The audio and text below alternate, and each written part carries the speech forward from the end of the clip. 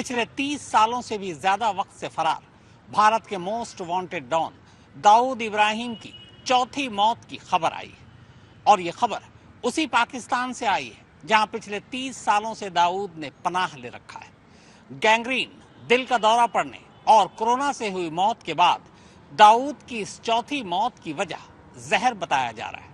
आइए जानते हैं कि आखिर दाऊद की इस चौथी मौत का सच है क्या।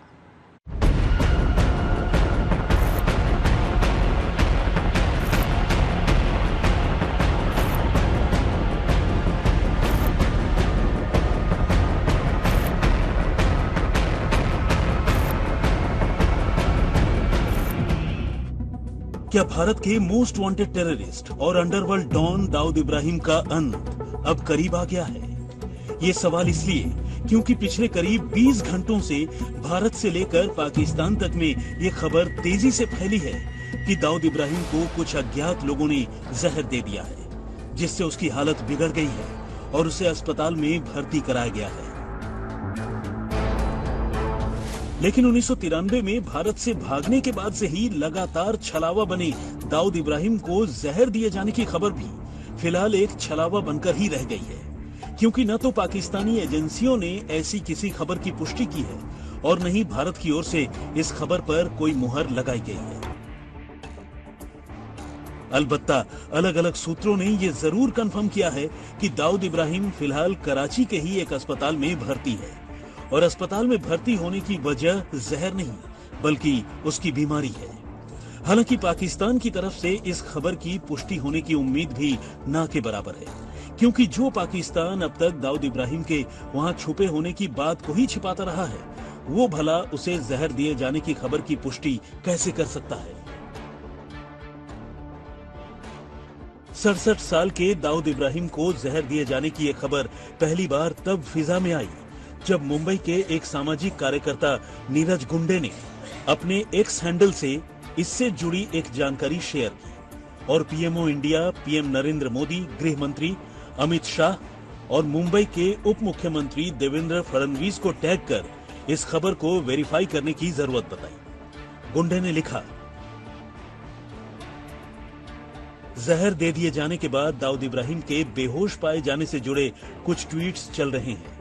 हमने एक सोर्स के माध्यम से इस खबर की पुष्टि करने की कोशिश की। उसने बताया दाऊद की हालत फिलहाल गंभीर है और उसे अस्पताल में भर्ती करवाया गया है।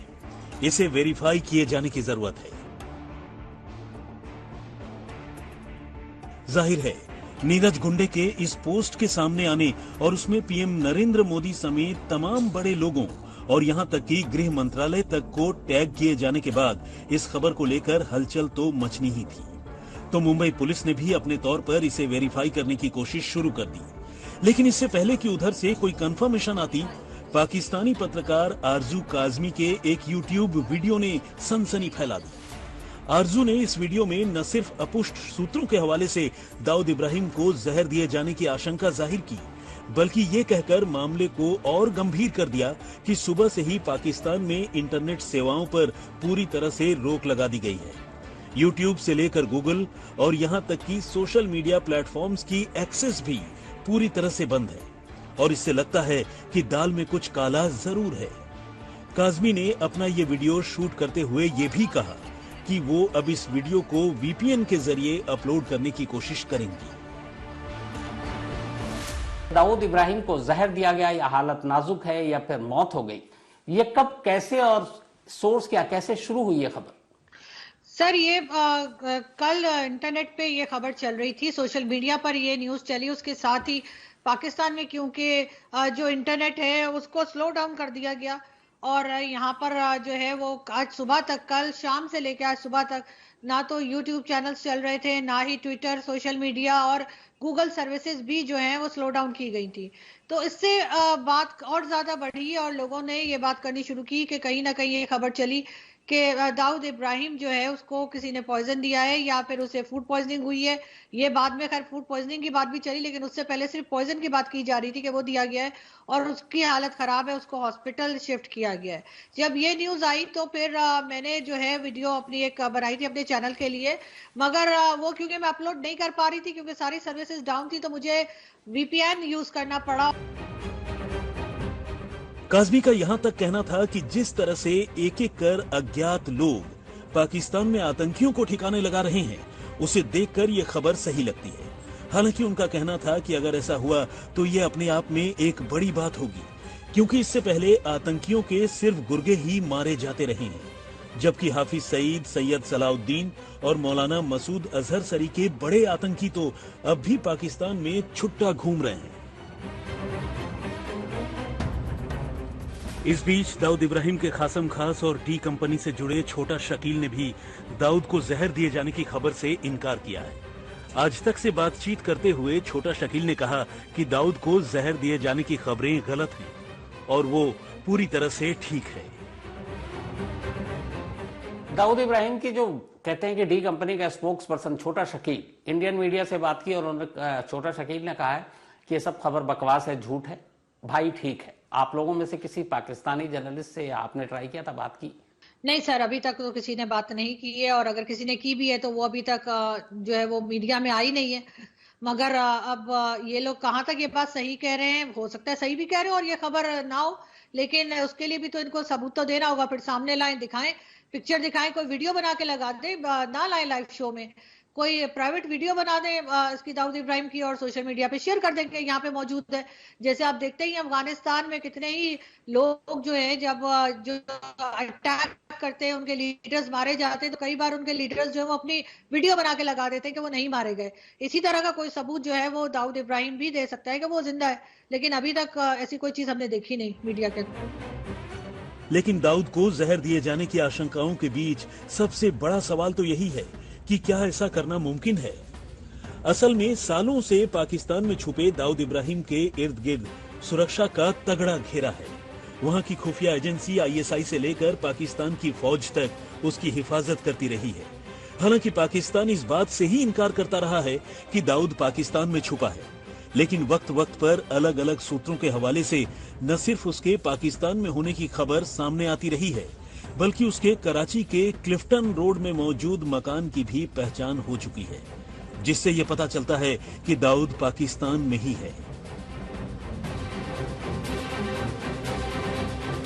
दाऊद इब्राहिम जाहिर सी बात है पाकिस्तान में जिस तरह से है, और पाकिस्तानी गवर्नमेंट शुरू से ही डिनाई करती रही है कि यहाँ पे दाऊद नहीं है, तो वो जो जहां रहता है, जब वो निकलता है, उसका काफिला, उसकी सिक्योरिटी, उसकी हिफाजत के लिए तमाम इंतजाम, आपको लगता है कि ऐसा मुमकिन है कि उसकी इस सिक्योरिटी को भेद कर उसके घर में घुसकर कोई उसको किसी खाने में या पीने में जहर मिलाकर दे सकता है? ये इज इट पॉसिबल?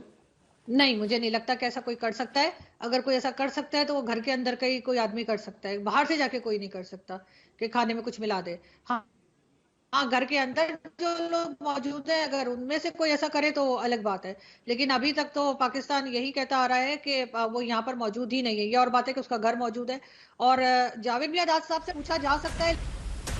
कराची के क्लिफ्टन रोड पर व्हाइट हाउस बंगला दाऊद का पाकिस्तान में परमानेंट ठिकाना है। यहाँ वो अपने पूरे परिवार के साथ रहता है।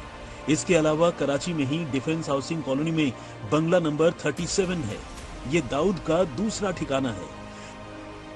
नए खुलासे के मुताबिक दाऊद इब्राहिम अब कराची के डिफेंस एरिया में अब्दुल्ला गाजी बाबा दरगाह के पीछे रहीम फाकी के पास रहता है। जिस गली में उसका बंगला है वो कराची का नो ट्रेसपास जोन है और उस पर पाकिस्तानी रेंजर्स का कड़ा पहरा है। जाहिर है दाऊद को ISI का संरक्षण प्राप्त है।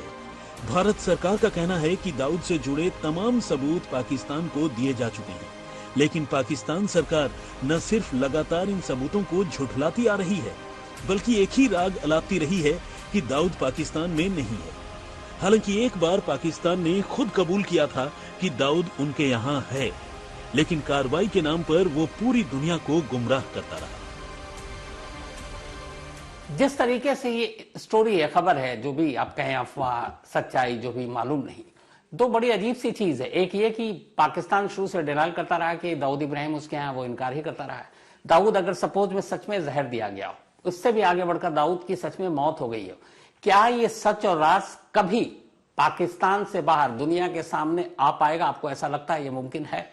मुझे लगता है अगर ऐसा कुछ हुआ होगा तो यकीनन ये राज बाहर आएगा, और किसी और तरीके से हो सकता है आए, लेकिन बाहर आएगा, इसलिए कि इसमें पाकिस्तान का ही फायदा है। क्योंकि बार बार भारत की तरफ से जैसे कहा जा रहा है कि टेररिज्म खत्म होगी तभी बात होगी, तो इसमें से कई चेहरे ऐसे हैं जिनको पाकिस्तान को हटाना होगा अपने ऊपर से, अपनी कंट्री के नाम के साथ जो जुड़े हुए, चाहे वो हाफिज सईद हो, चाहे मसूद अजहर हो, या फिर दाऊद इब्राहिम। इनको हटाएंगे तभी भारत से बात हो सकेगी, और इस वक्त पाकिस्तान भारत से बात करने में बहुत इंटरेस्टेड है। सूत्रों की माने तो दाऊद को जहर दिए जाने की खबरों की पुष्टि के लिए कुछ भारतीय एजेंसियों ने मुंबई में रहने वाले उसके रिश्तेदारों से बात की। उसके 2 भांजों अली शाह पारकर और साजिद वागले से संपर्क किया गया। इनमें अली शाह के तो भारत से बाहर होने की बात सामने आई। हालांकि दूसरी ओर वागले ने दाऊद को जहर दिए जाने जैसी किसी खबर की जानकारी होने से इनकार किया। हालांकि उसने इतना जरूर कहा कि दाऊद इन दिनों बीमार है, उसे हाइपरटेंशन, ब्लड प्रेशर और किडनी से जुड़ी परेशानियां हैं, जिसके चलते उसे अस्पताल में भर्ती कराया गया है।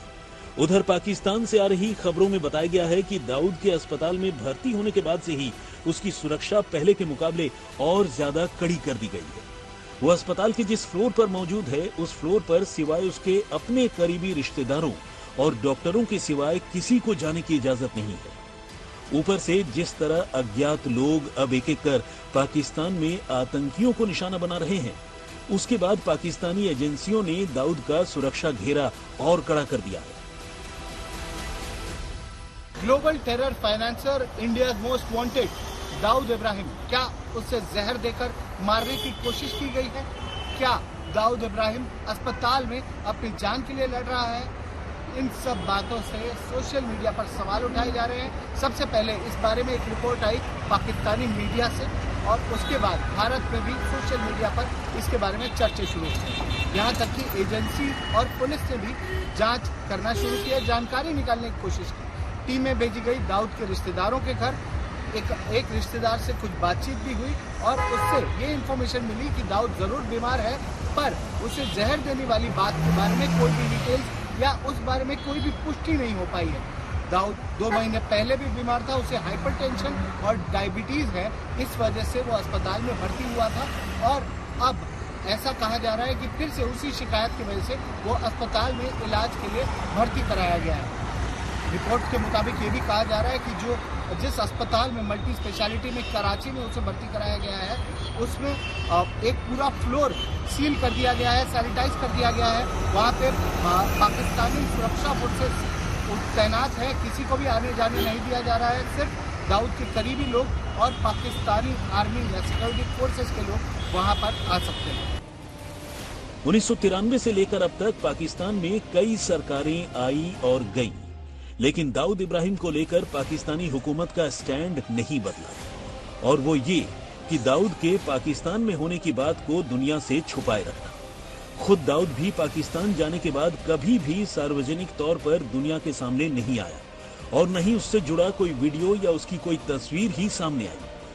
अलबत्ता अलग अलग मीडिया में दाऊद के कुछ स्टिल फोटोग्राफ्स जरूर वक्त वक्त पर सामने आए, लेकिन इन तस्वीरों को लेकर भी एजेंसियों ने अपना मुंह सिए रखा।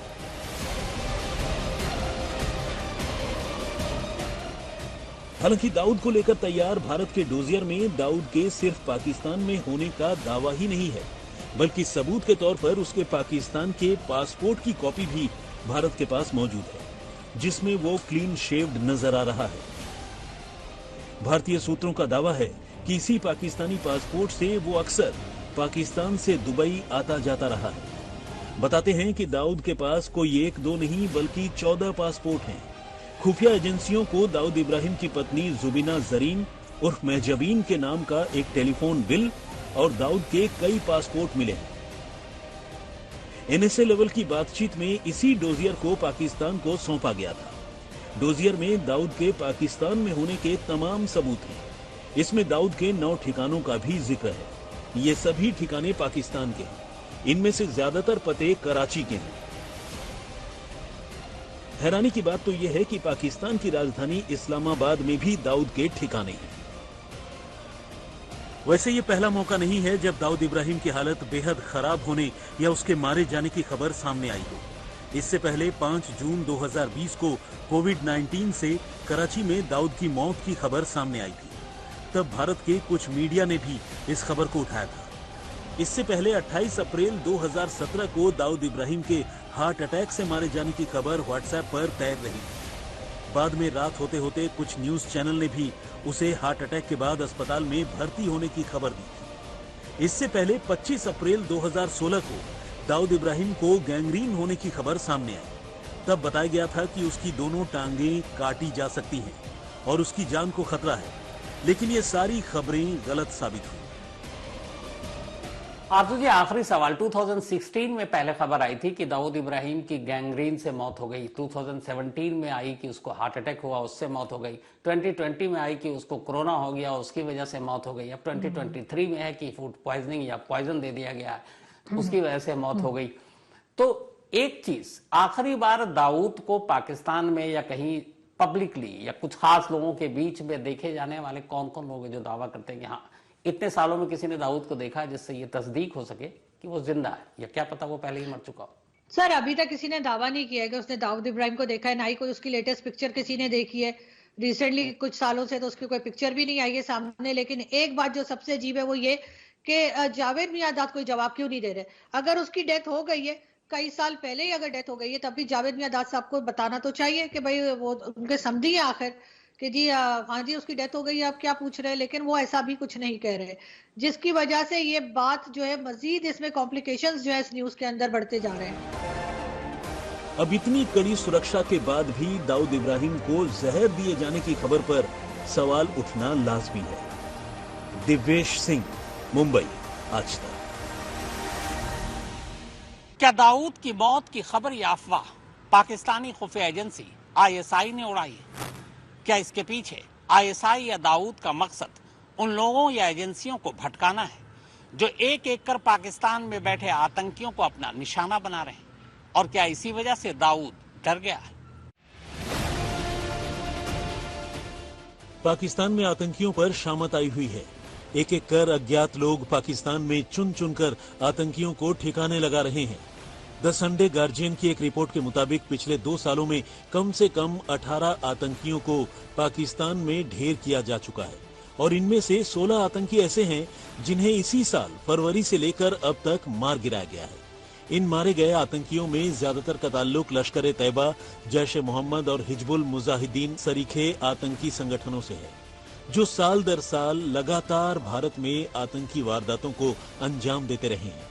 हाल के दिनों में अज्ञात बंदूकधारियों ने पाकिस्तान के कराची, सियालकोट, POK के नीलम घाटी, खैबर पख्तूनख्वा, रवालकोट, रावलपिंडी और लाहौर में ऐसी हत्याओं को अंजाम दिया है। ज्यादातर मामलों में शूटर बाइक पर आते हैं और अपने टारगेट को बिल्कुल करीब से निशाना बनाकर फरार हो जाते हैं। खास बात यह है कि ये किलिंग महज 10 सेकंड के अंदर इतनी तेजी से होती है कि खुद पाकिस्तानी एजेंसियों तक को ये समझ में नहीं आ रहा कि आखिर ये चल क्या रहा है। पाकिस्तान में अज्ञात बंदूकधारियों के हमले में मारे गए आतंकियों की लिस्ट लगातार लंबी होती जा रही है। इस साल यानी साल 2023 में पाकिस्तान के कराची में लश्कर-ए-तैयबा के अदनान अहमद उर्फ हंजला अहमद की हत्या हुई। इसके बाद नीलम घाटी POK में लश्कर-ए-तैयबा के दूसरे आतंकी ख्वाजा शाहिद की हत्या कर दी गई। इसके बाद खैबर पख्तूनख्वा में लश्कर-ए-तैयबा के ही अकरम गाजी का नंबर आया। फिर कराची में जैश-ए-मोहम्मद के रहीमुल्लाह तारिक को गोली मारी गई। इसके अलावा नॉर्थ वजीरिस्तान में मसूद अजहर के गुर्गे दाऊद मलिक की हत्या हुई।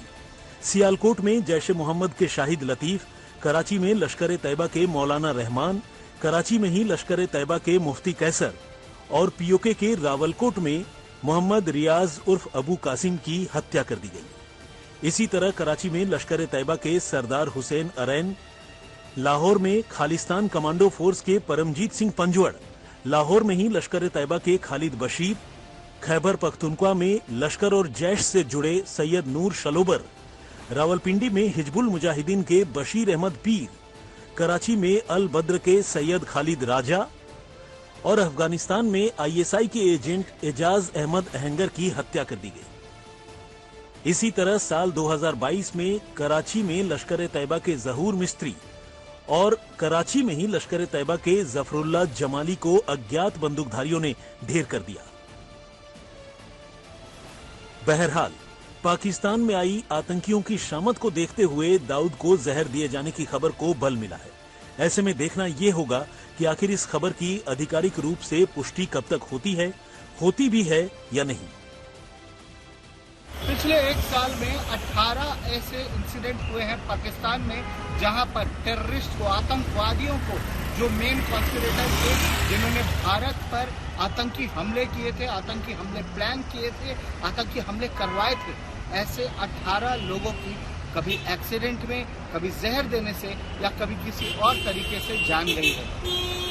क्या इन्हें आईएसआई मार रही है क्योंकि उनका काम अब खत्म हो गया है, अब वो आईएसआई के किसी काम के नहीं रहे, या उन्हें गैंग वॉर के तहत मारा जा रहा है, एक्सटॉर्शन वॉर के तहत मारा जा रहा है?